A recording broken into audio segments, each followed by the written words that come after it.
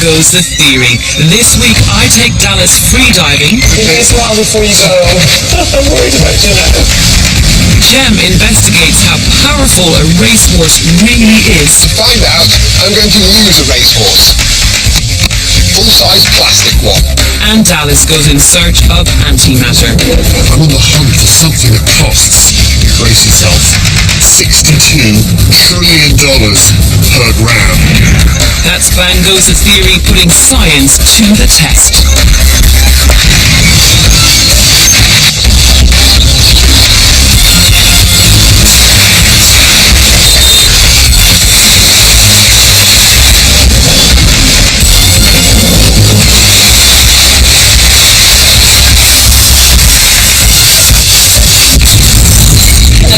Welcome to Bang Goes the Theory. Now, you may remember Dallas's attempt to swim like a dolphin was frankly a little bit pants. Here's a wee reminder for you.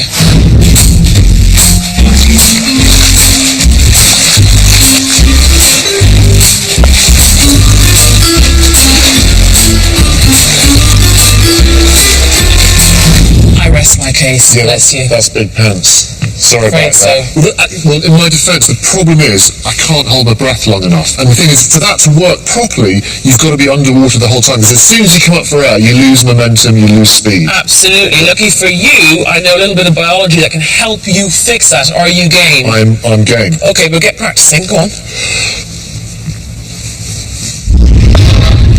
Incredibly, you can almost double your breath-holding ability just by practicing regularly. And after a bit of home training, I brought Dallas to the University of Bedford to meet sports scientist Peter Sherrod. Right, time to see if Dallas has improved. Are you ready? Mm-hmm. Okay, let's put the SpO2 sensor. Okay, and then another thing. Okay, now settle down and get all nice and relaxed. In your own time. When you hold your breath, your body continues to use oxygen and releases carbon dioxide as a waste product. Sensors in the body detect this change and alert the brain that you urgently need to breathe. But by practicing at home, Dallas's body has got used to the drop in oxygen and the increase in carbon dioxide. Dallas, can you hear me? After 90 seconds, Dallas's body is starting to react to the high concentration of CO2 in his bloodstream, and his diaphragm spasms as his body struggles to breathe. It may not look pleasant, but it's not dangerous. Well done. This is just nature's very effective early warning system. Well done. Well done. Wowee. Dallas Campbell, you are my hero. Can I take this out? Are you alright, love? Yeah. Now your CO2 levels are much higher, which means you're tolerating it a lot better. So that's really good going. But I think it's about as far as we can go with this kind of exercise. I do, however, have another trick up my sleeve for you. Sounds ominous. It's called the dive reflex, something that we may have inherited from our ancient aquatic past, and it's triggered just by getting your face wet.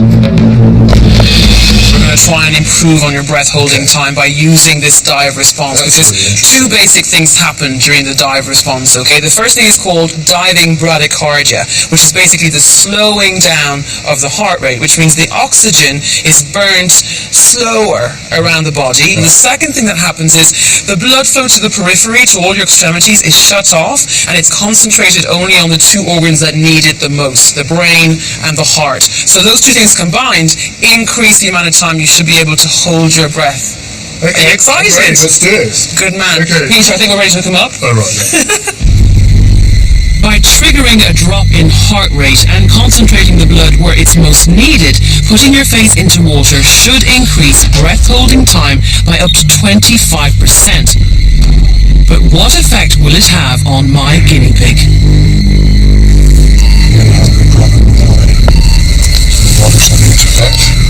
Coping much faster. Yes, much faster. As the seconds drag past, Dallas is really struggling. holding it. But the dive reflex is still making his heart rate plummet.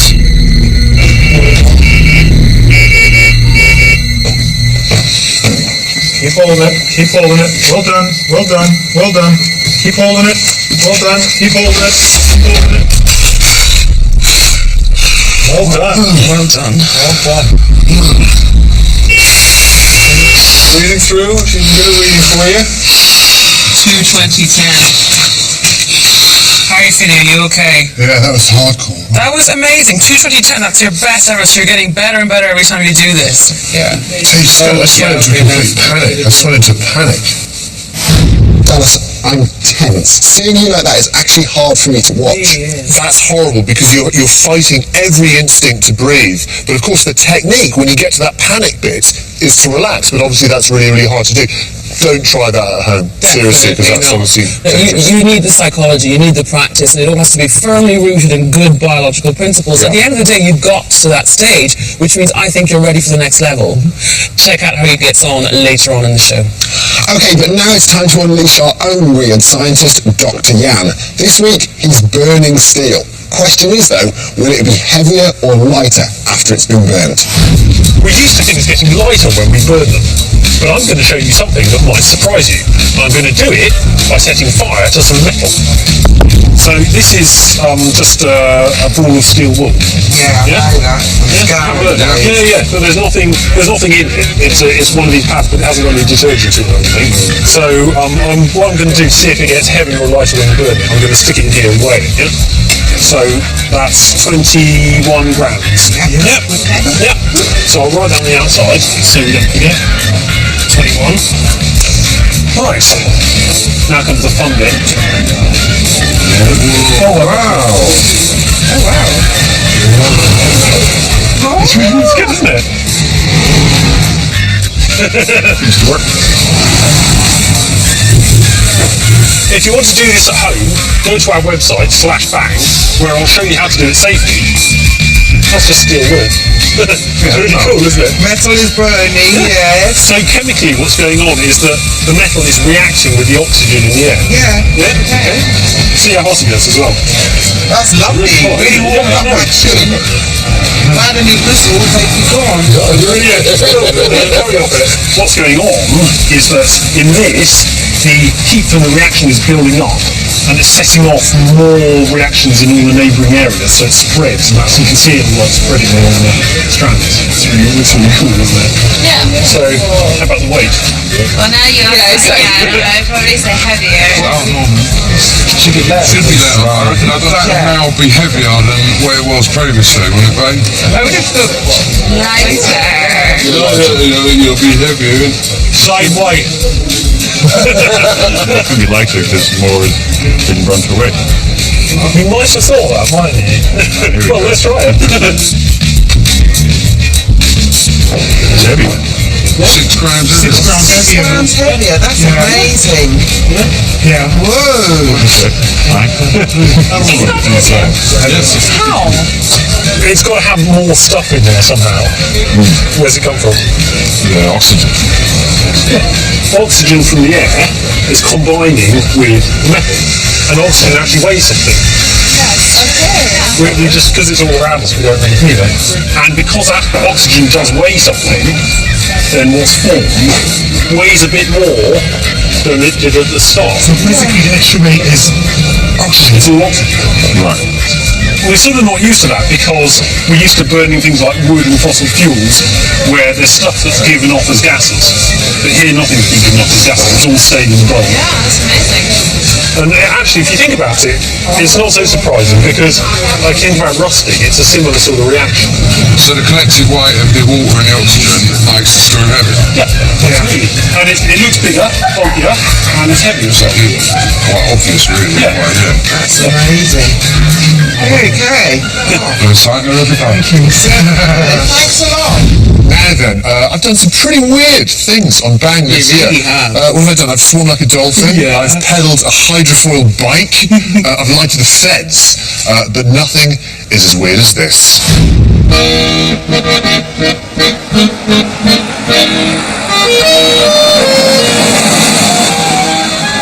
I'm off to visit one of the most extraordinary places in the universe. I'm on the hunt for something that costs, brace yourself, $62 trillion per gram, even though it only lasts for a fraction of a second before it completely vanishes.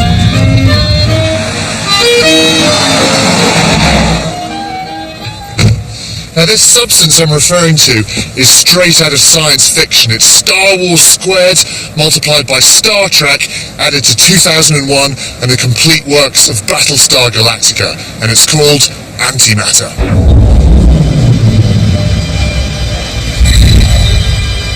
Matter is the stuff all around us in the universe. It's the atoms, it's the air, it's you, it's me, it's the snow, it's the stars. But about 80 years ago, scientists discovered another kind of matter, a mirror image exact opposite of matter, called antimatter.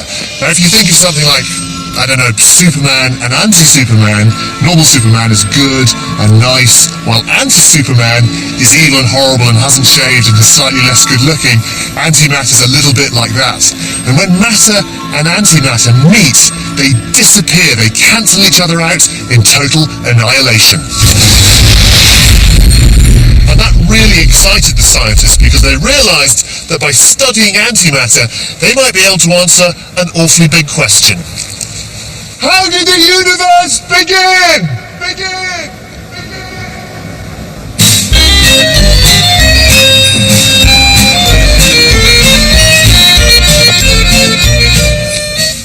And the reason is this: both matter and antimatter are, according to Albert Einstein, just frozen energy.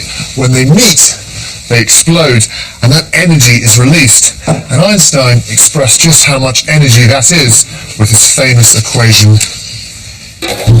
E equals mc squared. And it's a hell of a lot. So for example, this pot of tea, or matter, weighs about 1 kilogram, and we can work out just how much energy that is by using this equation. So E, energy, equals mass, that's 1 kilogram, times the speed of light squared, that's the c squared part of the equation. It's a huge number, it's 25 with 9 zeros at the end, kilowatt hours. And in WOW terms, if you like, that's about the equivalent of me driving for 100,000 years in my car non-stop. So, if I have a pot of tea and a pot of anti-tea and mix them together, the result is a huge release of energy. And it's this matter-antimatter annihilation that gives us a clue to what the universe was doing at the dawn of time. Because just as matter and antimatter can annihilate to make pure energy, you can't turn energy back into matter without also making antimatter. So, there should be antimatter throughout the universe. But there isn't. In fact, there's hardly any antimatter whatsoever.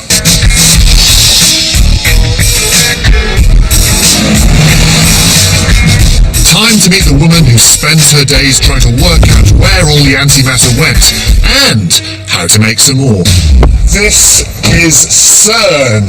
It's the biggest fundamental research facility in the entire world, home to the Large Hadron Collider, and also the biggest producer of that elusive elixir of the universe, antimatter.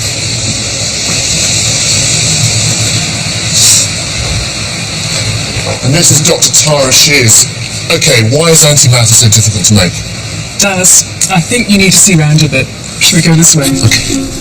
Tara makes and studies antimatter here because it's home to the largest and most powerful atom smashers on Earth, which can make anti-atoms out of antiprotons and anti-electrons. So, to make our antimatter, the first thing we have to do is to make antiprotons, and that's what's going on here.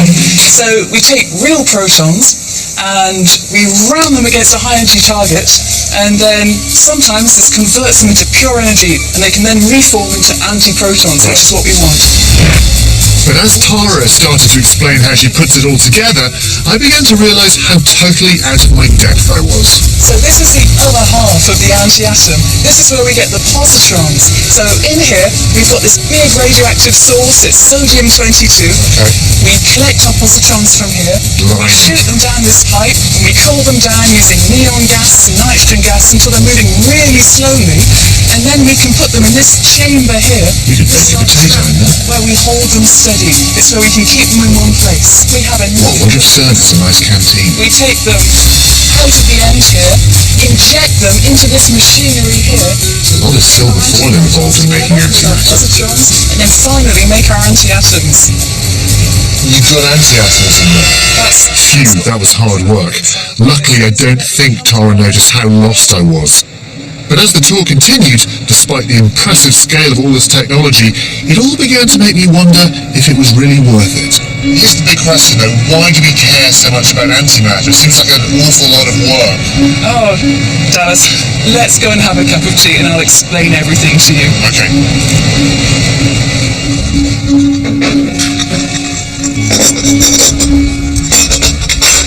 Okay, so the problem is this. We think that in the Big Bang, we had both matter and antimatter around, yeah? Right. But now if you look around the universe, we've pretty much only got matter. And we think that the reason for this strange reason why all the antimatter's disappeared, we think it's down to something called symmetry violation. Which is? Matter and antimatter are supposed to be identical but opposite. Right. And our experiments show that. But our theories tell us that actually they're not quite the same at all. In some ways the symmetry between matter and antimatter has been broken or violated. So what this means for the very early universe is that when we had all the matter and antimatter, when it had all just been made, it all mixed up. So if I took matter and I mixed it with a little bit of antimatter, then there was a huge explosion that annihilated to pure energy. Right. When that process had finished, there was a tiny bit left over. Well, this has given rise to the whole universe we see around us. Scientists believe that for every 10 billion antimatter particles there were at the beginning of the universe, there were 10 billion and 1 matter particles. So we and all the other stuff in the universe are part of that 1/10 billionth that survived the annihilation. Wow. So essentially what you're saying is that we are just the dregs of some huge cosmic tea incident. Exactly. That's exactly it. When are we actually going to be able to pin this down once and for all and get some sort of concrete evidence? Well, it's research, and it's research at the cutting edge, so we don't have a strict timetable. We're doing our best. And so we hope in the next year, in the next few years, the results will come in, and then we'll know much more about what went on in the very early universe. So a couple of years, you think? Fingers crossed. That is proper, deep physics. I mean, that is the very, very edge of knowledge. It really is, but you know what? For the first time, I actually get it. I mean, it's bonkers, but I get it. Yeah, it's pretty deep stuff. I was just gobsmacked by the amount of tinfoil and pipe lighting that seems to use. If that's all it took, I would have got one years ago. Yeah, you would. Okay, maybe I actually wouldn't. But nonetheless, now we get to find out why we still use pit ponies to measure the power of high-performance vehicles.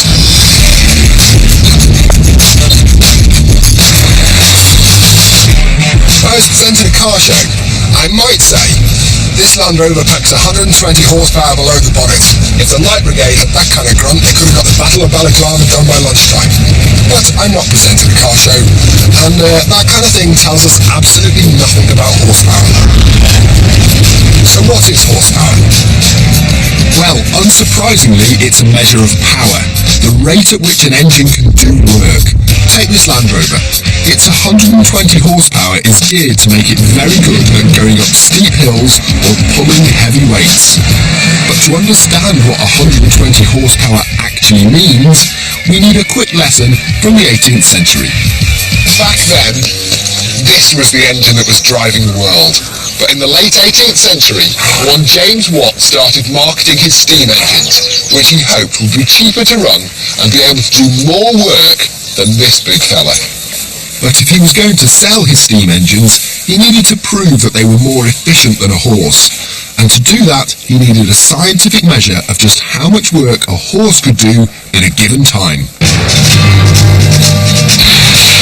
It all started with one of these, an old mechanical winch.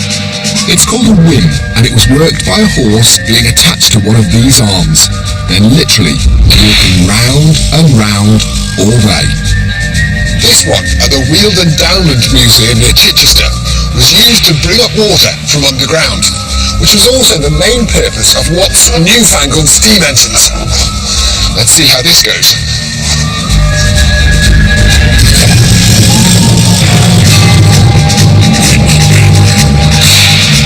Watt's chief customers were mine owners who needed to pump water out of their flooding mines. If they could do it cheaper with steam than with horses, then Watt would make a fortune. So he turned to maths. Power can be calculated by how much work was being done divided by how much time it took to do it. By observing a rig like this, Watt discovered that a horse could pull this bar all the way around about 2.4 times a minute. But to lift a bucket, it had to apply a constant force of about 81 kilos.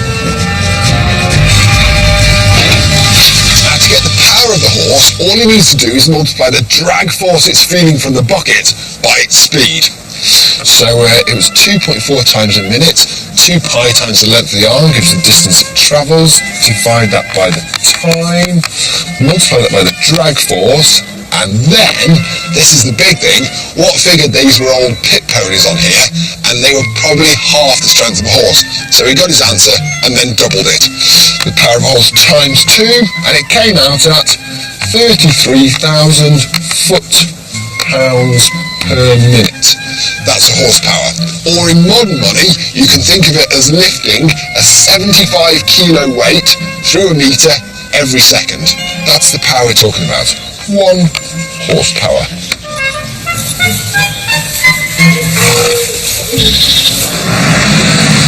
So now we know the maths, we can say that at 120 horsepower, this Land Rover engine has enough power to lift 9,000 kilos up 1 metre every second. But in the real world, we don't use its power for lifting weights. A lot of it goes into overcoming air drag, which at low speed is relatively easy, but goes flat out and things change. At 100 kilometers an hour, it is a bit like holding up some boards of wood the size of the front layer of this vehicle and trying to push them into a hurricane. You can see then the power that's required. So with that in mind, I thought I'd have a go at figuring out the power of a horse myself. Not with a tired old pit pony like James Watt, but with a supercar version, a top-flight racehorse. So what is the effective power of a racehorse? Well, to find out, I'm going to use a racehorse. Full-size plastic one. And I'm going to build a high-speed horsepower measuring device. Now I've strapped Dobbin here onto the roof of my truck, and I put her on a slide. Okay, she can slide forwards and backwards. So when I take my truck up to galloping horse speed, 60 kilometers an hour, the wind drag that the horse will feel at that speed makes her slide back up against the scale pan. The scales then measure the exact wind drag on the horse, and if I multiply the drag by the speed of the horse, I will get the power that that horse has to be putting in if it's going 60 kilometers an hour, which is what a top racehorse does.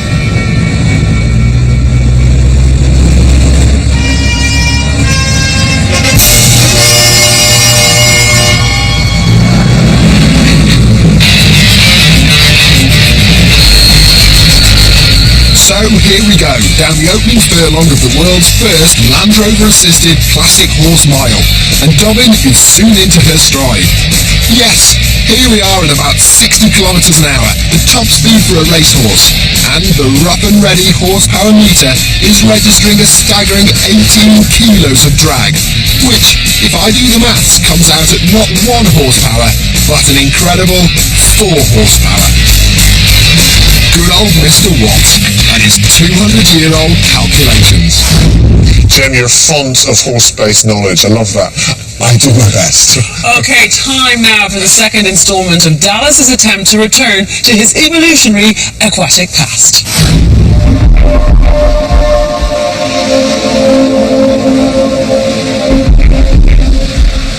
So you've done your breath hold, yes. Practice that. You now know how to do dive reflex. Yeah. How long do you reckon you can hold your breath now then? couple of minutes. Couple of minutes. So, length of an Olympic pool, Well, probably a length, I reckon. Okay, that's not too bad. You ready for the next step? Why are we in Portsmouth? We'll walk this way and I'll show you. Dallas isn't going to swim a length of a normal pool. He's going to swim down the length of a normal pool.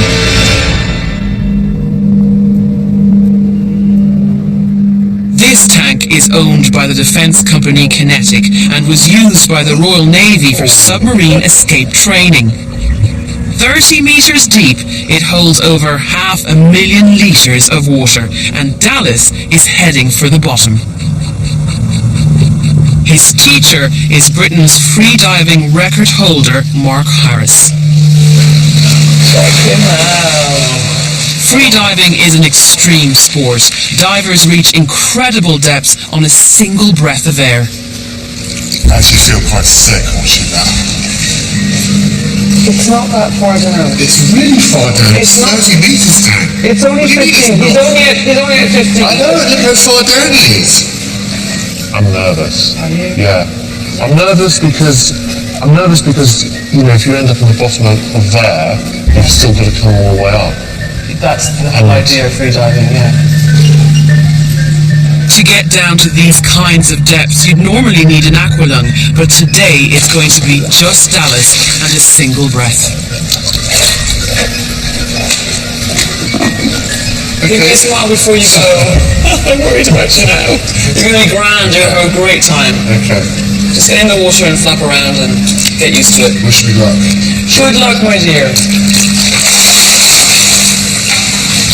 He's in! He's in the water!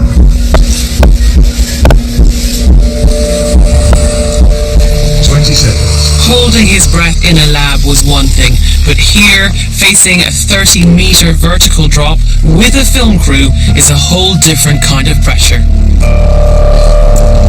10 seconds. All of which will make his heart beat faster and use up his precious oxygen supply even quicker.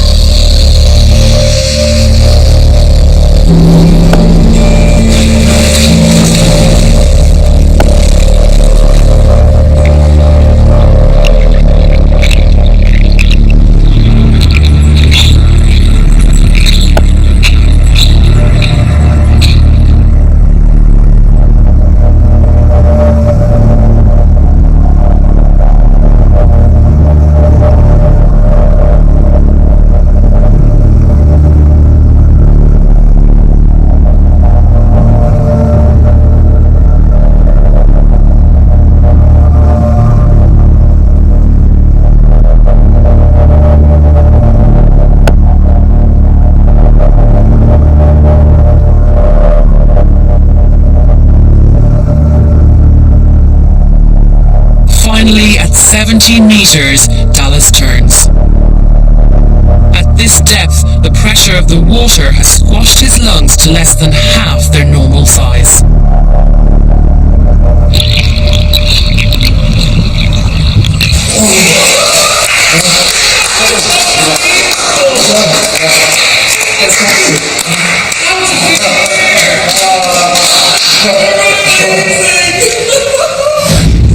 I wish I could have had another day doing that, because by the end I was just getting the hang of it. Seriously. Can I just apologise to freedivers who are watching that film in horror at my appalling style, technique, beached whaleness? Your very first time freediving, I thought you were amazing. Well done, you. Okay. See you next week. Bye.